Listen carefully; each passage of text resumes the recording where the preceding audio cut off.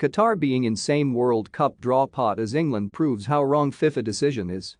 Qatar's inclusion amongst the top seeds for today's draw is the final insult for the 2022 World Cup. It was a catastrophic error to stage the showpiece in a country whose rush to build a passable football infrastructure has led to tragic consequences for thousands of migrant workers. The folly of that initial decision was only reinforced by the requirement to jemmy this year's World Cup into the middle of the domestic season to avoid the deadly heat of the desert summer. But in pure football terms, nothing takes the biscuit more than a team which has never qualified by right for a World Cup suddenly being elevated into the elite by virtue simply as their status as hosts. It is the most ludicrous overpromotion since Gavin Williamson was knighted. Brazil are rightly there amongst the 8 sides in Pot 1. So too Argentina. From Europe, France, England, Belgium, Spain, Cristiano Ronaldo's Portugal. After a playoff, it is a thoroughbred gathering. Save for one team, Qatar stick out like a sore thumb. Their presence skews the entire draw.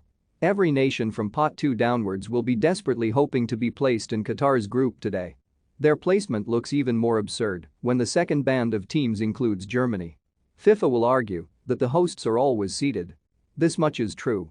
But there has never been a World Cup host like Qatar before. Qatar are ranked number 52 in the world, sandwiched between Ivory Coast and Saudi Arabia. On Tuesday they drew 0-0 at home to Slovenia. While they have made some progress since they were awarded the World Cup so controversially 12 years ago by Sepp Blatter and his FIFA cronies, Qatar were coming from so far back it has made little difference to their standing as fringe footballing operatives. If they have to be involved in this World Cup at all, they should be in the bottom band of countries with the likes of the Saudis and Ghana. Seeding the hosts is a mechanism to enhance their chances of making it out of their group and boosting the tournament as an event. Of the World Cup hosts, only South Africa in 2010 have not made it to the knockout stages. It is gerrymandering of sorts, but since the draw is not an open one anyway with the seedings and the restrictions on too many teams from one continent landing in the same group, it is generally waved through without too much inspection. In this case, though, it is such a blatant misrepresentation of their abilities as to render the process fraudulent. Qatar beat off competition from 4 rival bids from Australia, Japan, South Korea and the United States to stage this World Cup. All 4 of those nations are ranked comfortably above Qatar, and any one of them would have had a much greater chance of sticking around at their own tournament. Unless FIFA comes up with a last-minute directive that there must be a team starting with a Q in the knockout stages, Qatar will not progress. They're just not good enough.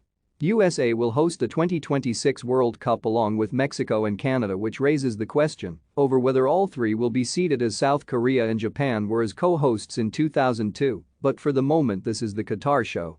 The gleaming new stadiums will no doubt be state-of-the-art, but it is what happens inside them which dictates how a tournament will be remembered.